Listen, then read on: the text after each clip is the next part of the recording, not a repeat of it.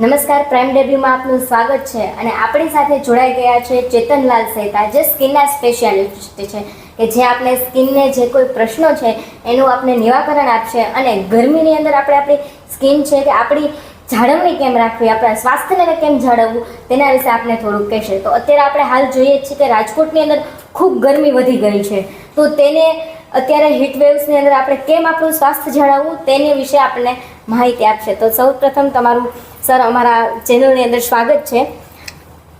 તો રાજકોટની અંદર જોઈએ તો 48 કલાકમાં 72 જેટલા અત્યારે કેસ આવી ગયા છે હીટ વેવ્સને કારણે.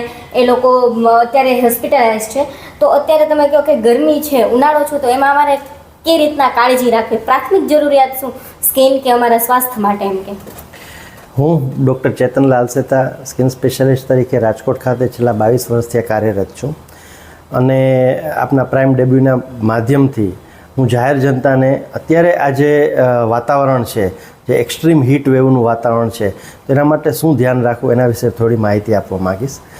જનરલી આપણા બોડીનું ટેમ્પરેચર છે ને તે 37 ડિગ્રી આસપાસ રહેતું હોય છે અને એને આપણે કોર ટેમ્પરેચર કહીએ છીએ. પછી એમાં જ્યારે બી વધઘટ થાય તો એ દરેક શરીરના અવયવોને અસર કરતું હોય છે. હવે બહારનું ટેમ્પરેચર અત્યારે આપણે જેમ છેલ્લા 2 દિવસથી આ 42 ડિગ્રી, 43 ડિગ્રી, 44 ડિગ્રી સુધી પહોંચી જાય છે. તો એનો મતલબ શું થયો કે આપણું જે કોર ટેમ્પરેચર છે અને બહારના ટેમ્પરેચર છે એ વચ્ચે 6 થી 7 ડિગ્રીનો ટેમ્પરેચર ડિફરન્સ આવી ગયો છે. અને એનર્જીનો રૂલ છે, હીટનો જે નિયમ છે કે હંમેશા હાયર ટુ લોવર ફ્લો થાય. એનો મતલબ શું થયો કે બેલેન્સ કરવા માટે એ 44 ડિગ્રીવાળું ટેમ્પરેચર જે છે આપણા બોડીને 37 ડિગ્રીવાળા ટેમ્પરેચરને ઉપર લઈ જશે.